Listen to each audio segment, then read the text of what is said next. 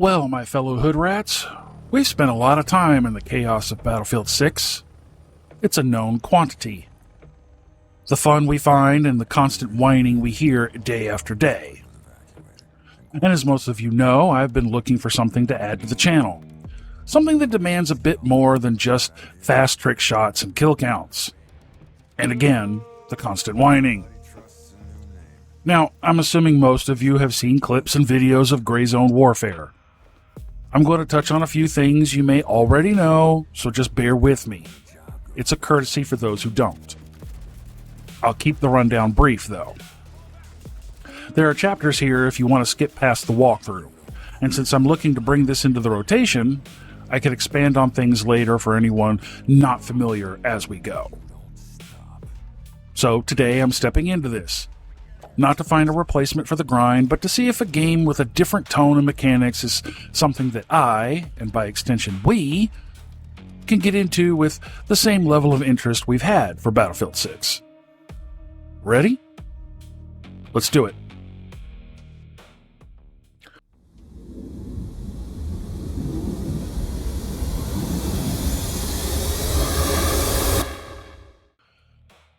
Okay, so let's get the basics out of the way. What the game is about. Well, to be brief, it's a sandbox FPS PvE first open world tactical shooter by Madfinger Games. It's not an arcade shooter. Keyboard and mouse and supports controllers. Think of it as a combination of Wildlands, Tarkov, and maybe a sprinkle or two of Delta Force. And a bit of sci-fi. Kind of like Stalker vibes, with a scattering of some weird anomalies throughout the map. It's a persistent open world setting in a Southeast Asian jungle on the island of Lamang.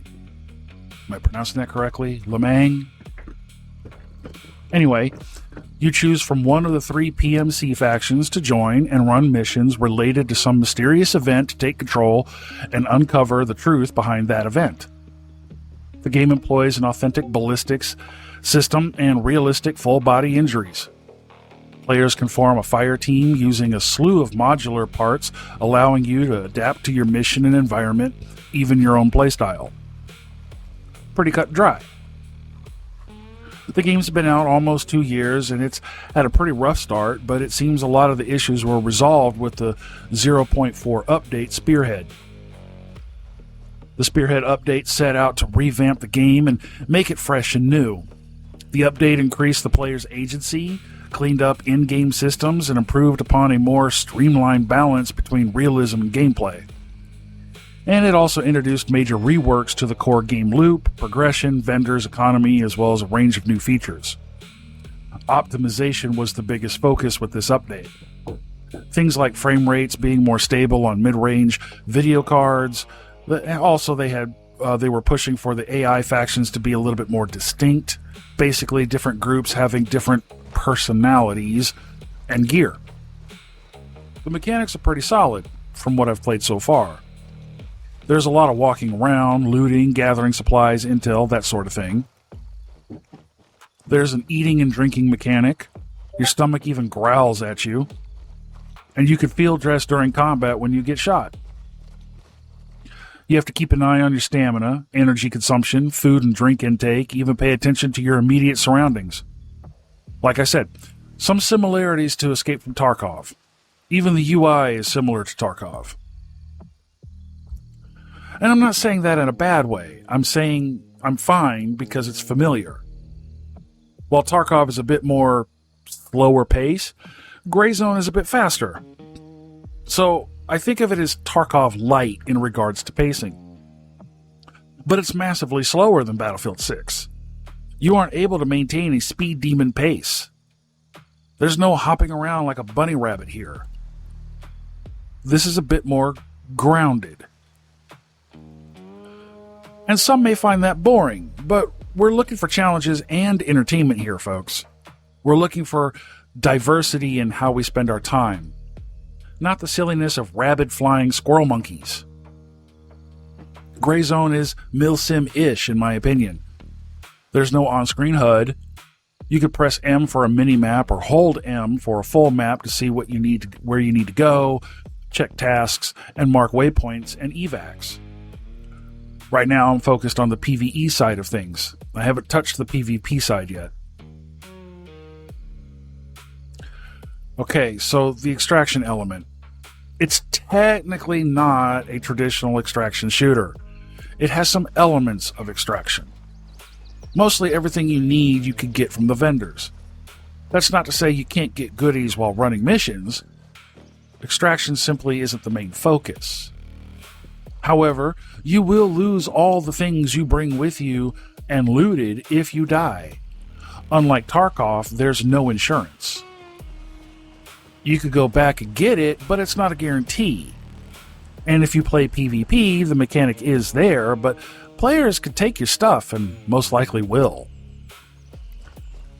It's nothing like an arcade shooter where you could just play, die, respawn intact, and run again over and over and over again. With Gray Zone, this game can punish you being all Leroy Jenkins and shit. I would think PvE would be easier to redeploy, to retrieve your shit, but again, it's no successful guarantee. So for me, I run the PvE side for a while. Build up my rank, get better gear, explore the mechanics while in mission, and learn from the game before I try to jump into PvP. You could create squads and run the PvE missions, share loot you find before extracting, and just creep around the open world. Now, one of the things I noticed was you can meet other players in the open world of PvE, called joint operations. They can't engage with you. However, if a player is running solo and running the same mission you're running and gets to the location before you, or finishes the mission before you have a chance to, your mission is kind of paused. They got there first. Think of it as a mini-map mission. The mission is completed when you're nearby and the mission closes. You will either need to wait the timer, which I'm not exactly sure how long that is yet, or log out of the game and log back in to reset things, making sure you're not in the same server. That was my experience on my first day playing. That doesn't mean you can't do things. I grabbed 2 or 3 missions and ran those while I waited for the timer to reset.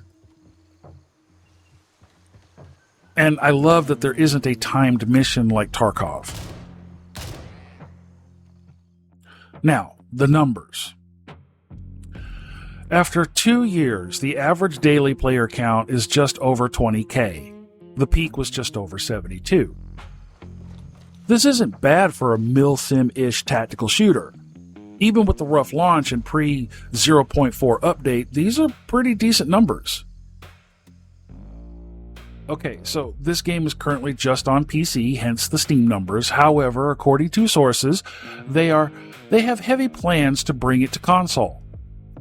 Rick Lagnice, the PR director of Madfinger, simply commented console release is planned for 1.0. Right. Now we're at 0.4. I have no idea how long that will take. Every software company does their patches and updates differently.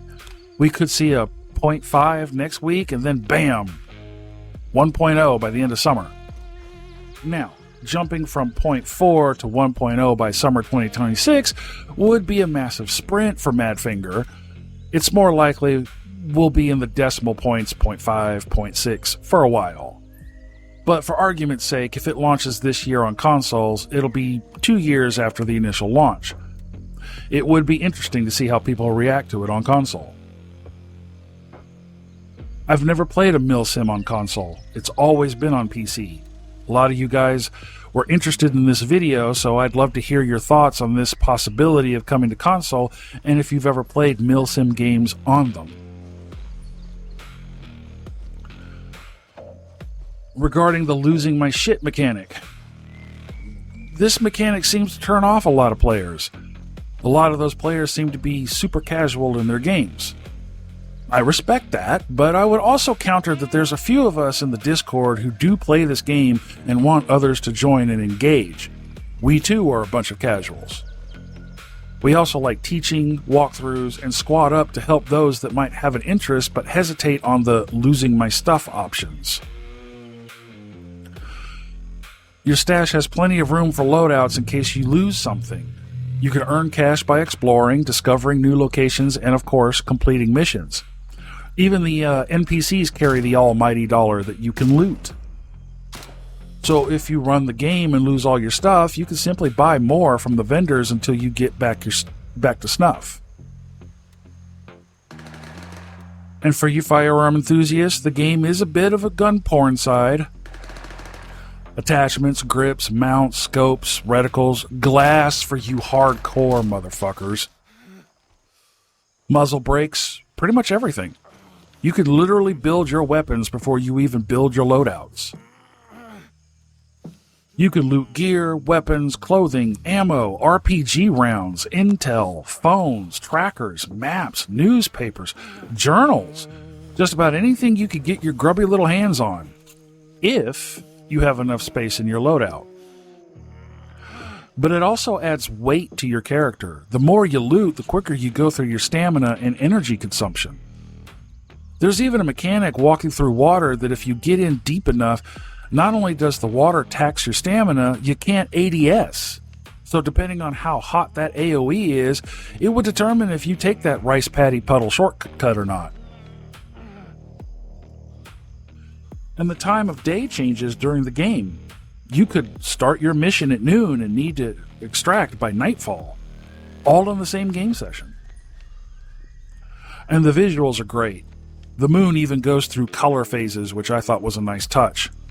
I was extracting at night and the moon was coming up from over the horizon with that yellowish glow. I went back out, extracted again later on, and the moon just had that silvery white glow to it. Was a really solid detail. The whole time I'm extracting in the little chopper, I wanted to play some Credence, guys. It was fun. You could even use NVGs. Now, outside, it's not really necessary. There's enough natural light where you can see pretty much everything. There's street lights and other artificial lights scattered about as well. There was some pockets of complete darkness, but not enough for me to bring NVGs with me yet. Radios playing with some poppy music are scattered about. This indicated enemy NPCs and mission locations.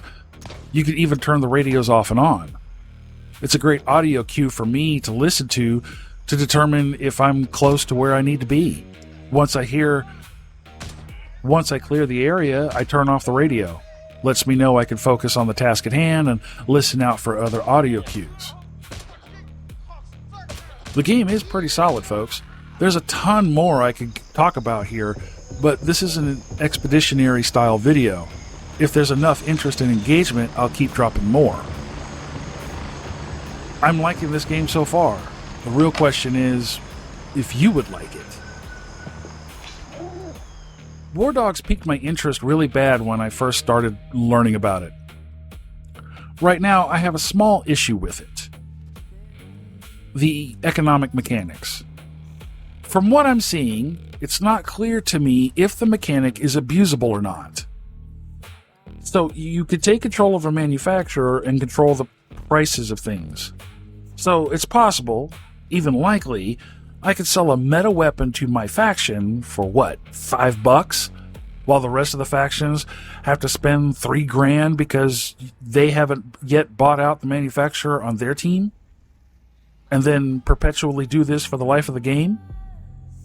I mean, that is a massively oversimplification, but that's kind of how I'm reading it. And I'm not sure I'm down with that if I have that correct. For a season, maybe. But for the life of the game, yeah, not so much. If I'm reading this wrong, somebody let me know, because that's kind of how we're seeing it. There's been a couple of us in Discord who've been talking about it, and this is really the big reason why we hesitate, because we're not sure if we're reading this correctly. And then Bellum came along. This looks more up my alley than WarDogs. WarDogs looks great, don't get me wrong, but Bellum seems to have more for what I'm looking for. WarDogs is not slated for console, and Bellum just entered the beta phase, so there's time to see if either game comes to the console. Right now, according to Rick Lagnice, there's a mile marker to port over to console. So if I do cover this game more and more, there won't be too much lost interest from the console players. And that's what I'm hoping to preserve. A lot of you guys are on console, and I don't wish to exclude you. Once Gray Zone ports, I'd be interested in seeing if it's crossplay too. I think the way they have Gray Zone set up, crossplay won't seem as bad as it seems in Battlefield 6. There's less chaos, less information going back and forth across the servers. That's the idea anyway. So Gray Zone just looks like I could spend hours on it each day and not be bored. There's a slew of missions, things to upgrade, a ton of engagement, and it's much slower pace. Milsim-y, sure, but not a hardcore serious milsim.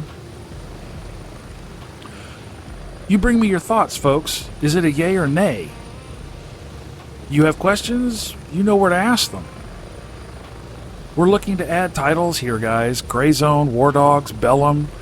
These are just the beginning.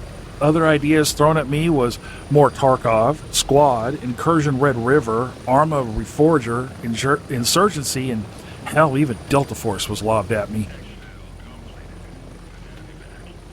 And I am considering all of them. Time is the thing here, though. Only so many hours of the day, only so much in my bank account. But I appreciate the feedback and the patience. Being able to finally expand has its excitement and hesitation from a channel perspective. Finding that balance is the key. So that was my first Gray Zone video. I'm hoping to do more, so yes, bring me your comments. Bring me your opinions. Just, for the love of God, be an adult about it. Don't be a mental midget. We don't serve that kind here. Plugs, plugs, plugs. You know where they are. You know what they are. The merch store, the memberships, all of that. You know I want the support, but I want it given freely. So if interested, you know where they live.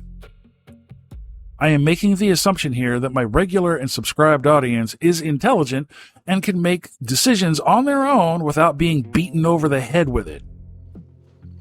So if you're interested, the Discord is open to anyone who wants to squad up, either in Gray Zone or Battlefield 6.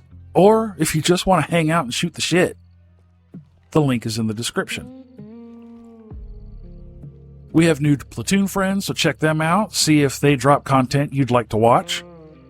And lastly, check out the very bottom of the video description for April's Veteran Support Group Spotlight, the Wounded Warriors Project. There's a quick bio and a link to their organization. See if you want to support our troops and veterans. And with that, I leave you to your weekend. Enjoy it and be safe. I want to see you back here on Monday. So until then, out.